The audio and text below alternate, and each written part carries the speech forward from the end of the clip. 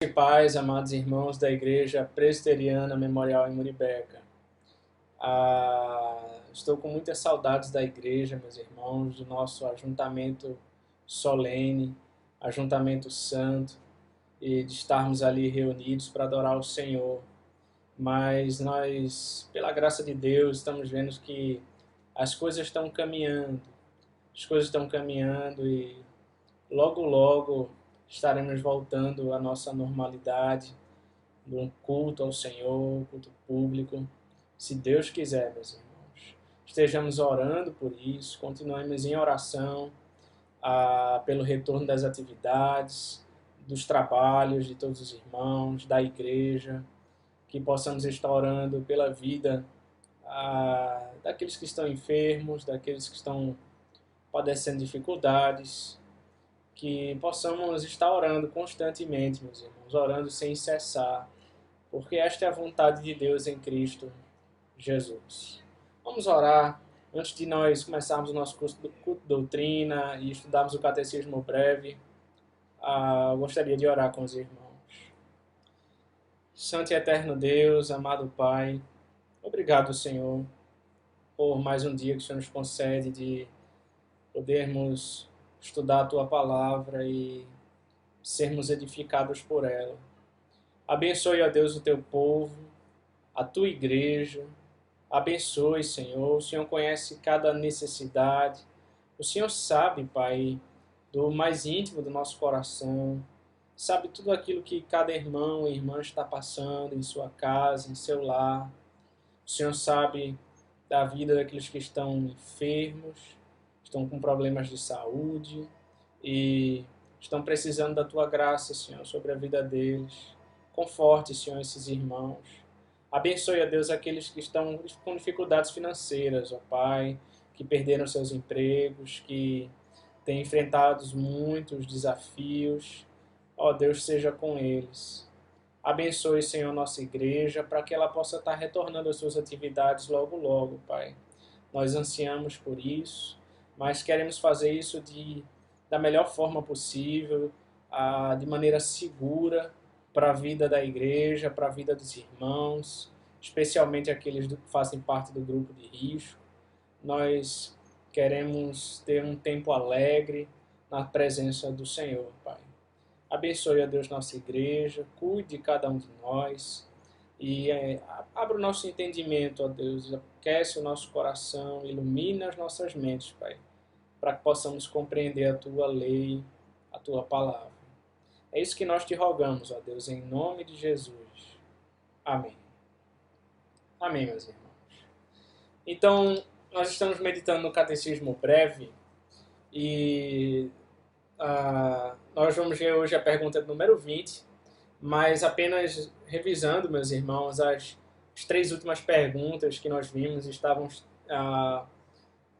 estritamente conectadas, na verdade, porque estava falando, veja 17, qual foi o estado que a queda reduziu o gênero humano. Então a resposta nós vimos, reduzir o gênero humano a um estado de pecado e miséria.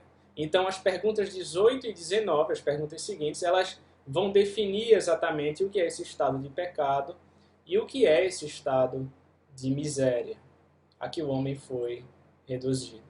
Então nós meditamos sobre isso, meus irmãos, nos últimos estudos de doutrina, na verdade. O estado de pecado que o homem foi reduzido, o estado de miséria, ele está totalmente corrompido, mas será que, a grande pergunta, ele perdeu a esperança? E agora, o que esse homem vai fazer? Esse homem que está caído, esse homem que está corrompido, esse homem que está na lama, esse homem que está sem esperança? Aí vem a pergunta de número 20. Vejam comigo. Deixou Deus todo o gênero humano perecer no estado de pecado e miséria? Veja, nós vimos toda a miséria, né, que é esse estado, essa desgraça que é esse estado que o homem foi reduzido. Mas será que Deus deixou todo o gênero humano perecer nesse estado? Será que não há mais esperança para ele? Será que não há mais esperança para mim e para você, hoje que estamos ouvindo essa palavra? Aí vem a resposta. Tendo Deus unicamente pela sua boa vontade, desde toda a eternidade, escolhido alguns para a vida eterna, entrou com eles em um pacto de graça, para os livrar do estado de pecado e miséria, e os levar a um estado de salvação por meio de um Redentor. Deus deixou o homem perecer naquele estado de corrupção, de miséria? Não, meus irmãos. Deus não nos deixou perecer nesse estado. Louvado seja Deus por isso. Deus é gracioso. E Ele nos deu esperança. Então vamos ver, meus irmãos, por partes essa resposta. Ele diz, tendo Deus, unicamente pela sua boa vontade. Então a primeira coisa aqui é que Deus, veja, ele não nos deixou perecer nesse estado, mas Ele vai nos tirar desse estado, vai nos remover desse estado de miséria, de trevas, e Ele faz isso não porque Ele viu algo de bom em nós. Deus faz isso não por causa de alguma obra nossa, por causa de alguma boa obra, por causa de algum mérito que eu ou você tenha, por causa de qualquer habilidade, virtude, qualidade que você venha expressar. Não partiu nada de nós, nem de mim, nem de você, mas unicamente pela sua boa vontade. Foi pela vontade de Deus, pela boa vontade de Deus que nós fomos tirados desse estado de miséria, de trevas, de escravidão do pecado. E nós fomos levados, fomos transportados para o reino do Filho do seu amor. Então ele diz mais, ele diz que pela sua boa vontade, veja, unicamente pela sua boa vontade, desde toda a eternidade, escolhido alguns para a vida eterna. Veja, desde toda a eternidade, Deus já havia decretado isso. Deus já sabia que o homem ia cair, e Deus já havia decretado no conselho, no beneplácito da sua vontade, Ele já havia decretado que Ele não deixaria o homem perecer nesse estado. Ele não deixaria o homem na lama. Ele não deixaria o homem ser destruído, ser condenado eternamente. Não todos os homens. Vejam, ele diz, desde toda a eternidade, escolhido alguns para a vida eterna. Ele não deixou todos os homens perecerem. Ele não deixou todo o gênero humano perecer, mas Deus escolheu alguns para a vida eterna. Isso é graça, meus irmãos. Isso é graça. Está aqui implícita a doutrina, veja, da predestinação, da eleição. Deus não deixa toda a humanidade perecer, Ele elege alguns desde a eternidade, desde a fundação do mundo. Ele vai eleger alguns para a salvação, para a vida eterna. E não porque havia algo de bom neles, não por causa da justiça deles, mas por causa da justiça de Cristo. Por causa da graça do nosso Senhor. Então vejam, entrou com eles, então escolhido alguns para a vida eterna, entrou com eles em um pacto de graça para os livrar do estado de pecado e miséria e os levar a um estado de salvação por meio de um Redentor. Então veja, eles não foram levados a esses estados, de salvação, de vida eterna, de graça, por eles mesmos, por força deles, mas por meio de um Redentor. É por meio de Jesus Cristo. O homem estava lá naquele estado de pecado e miséria, caído, havia uma dívida enorme para ele pagar. E o Redentor é aquele que redimiu o seu povo, aquele que pagou com seu sangue na cruz do Calvário, para que todo aquele que nele crê tenha vida eterna. Então, todo aquele que crê em Jesus e se render a Ele, veja, todo esse que é levado a Cristo, ele não vai se perder. Mas ele é levado a um estado de graça, a um estado de salvação. Então, meus irmãos, vamos ver alguns textos bíblicos. Primeiro, Efésios 1:4. Veja comigo. Efésios 1:4,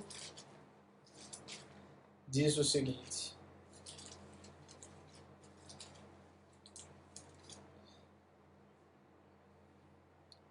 veja, a partir do verso 3, bendito Deus e Pai, nosso Senhor Jesus Cristo, que nos tem abençoado com toda sorte de bênção espiritual nas regiões celestiais em Cristo. Assim como nos escolheu nele, verso 4, antes da fundação do mundo, para sermos santos e irrepreensíveis perante ele em amor. Veja o verso 5, nos predestinou para ele, para a adoção de filhos, por meio de Jesus Cristo, segundo o beneplácito de sua vontade, para louvor da glória de sua graça que ele nos concedeu gratuitamente no amado. Verso 7, no qual temos a redenção, pelo seu sangue, a remissão dos pecados, segundo a riqueza da sua graça, que Deus derramou abundantemente sobre nós em toda sabedoria e prudência. Vejam, irmãos, que esse texto de Efésios, ele vai desvelar, né, tudo aquilo que nós vimos na resposta do catecismo. Está tudo aqui, apenas nesses versos. Toda a doutrina está aqui destrinchada. Veja, ele nos escolheu antes da fundação do mundo, como nós vimos, desde a eternidade. Ele fez isso segundo o beneplácito da sua vontade. Veja, unicamente pela sua boa vontade.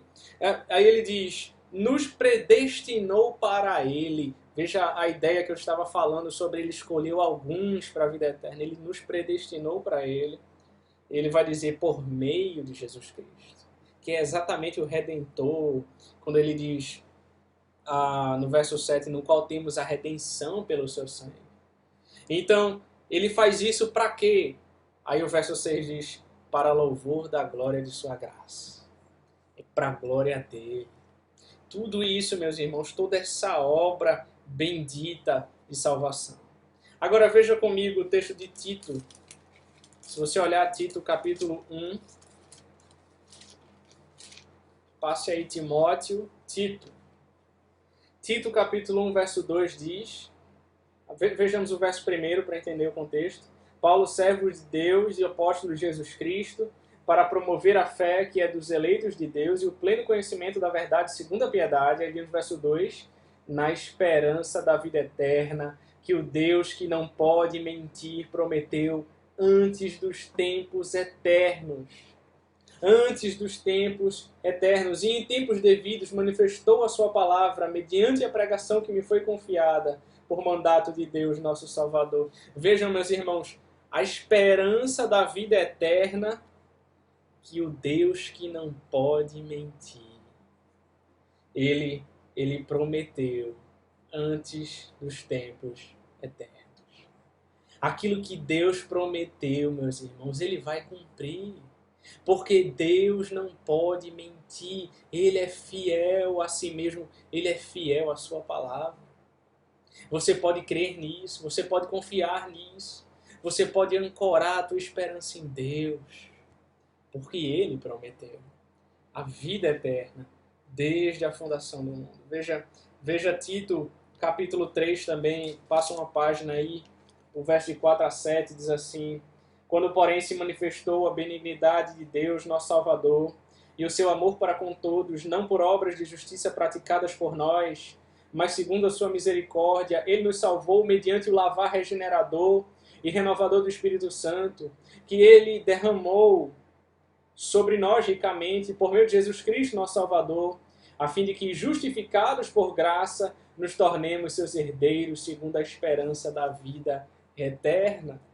Vejam, meus irmãos, que toda essa obra de salvação é por meio de Cristo, é por meio do Redentor, é por meio daquele que deu o seu sangue, que verteu o seu sangue na cruz do Calvário. E por ele nós fomos justificados por graça. Justificados, aquela ideia de um tribunal em que você vai ser julgado por causa dos seus pecados, e o diabo, o seu acusador, ele está lá apontando cada pecado seu e dizendo: você merece ser condenado, você é culpado. Mas quando o justo juiz está diante de bater o martelo da condenação, o martelo de ferro da condenação, eis que se levanta o seu advogado, Cristo, e ele diz: eu paguei toda a dívida dele. E você, inocentado, ele diz: eu paguei toda a tua dívida na cruz do Calvário, todos os seus pecados, não há débito algum a ser pago, você foi justificado por graça, por meio de Cristo, pela fé nele e pela graça dele. Então o justo juiz, ao invés de bater o martelo da condenação, ele bate o martelo de ouro da salvação. Você foi justificado, você foi perdoado, já nenhuma condenação há para você que está em Cristo Jesus. Então, meus irmãos, o texto diz que ele derramou sobre nós ricamente esse lavar regenerador e renovador do Espírito Santo. Aqui ele está falando dessa nova vida, desse novo nascimento, nascer de novo, você é lavado e regenerado pelo Espírito. Então, meus irmãos, o último texto, João 17, verso 6. João 17, verso 6. Veja comigo, a oração sacerdotal de Cristo.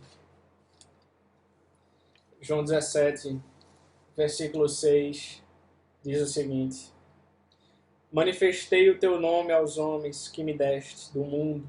Eram teus, tu nos confiaste, e eles têm guardado a tua palavra. Eles têm guardado a tua palavra. Eram teus, tu me deste. Veja Cristo dizendo: eles são meus. Eu os comprei com o meu sangue. Eles são meus. Você é meu. Porque eu te comprei com o meu sangue. Essa é a palavra de Cristo para você. Você não será deixado para perecer nesse estado de pecado, de desgraça, de miséria. Não. Cristo não vai deixar você perecer nesse estado, porque Ele pagou pela sua vida na cruz. Você agora é propriedade exclusiva dele. Vamos orar, meus irmãos. Senhor Deus, amado Pai, obrigado pela tua palavra, Senhor. Obrigado por essa palavra de esperança que o Senhor nos dá hoje. Saber que não há um fim glorioso que nos aguarda.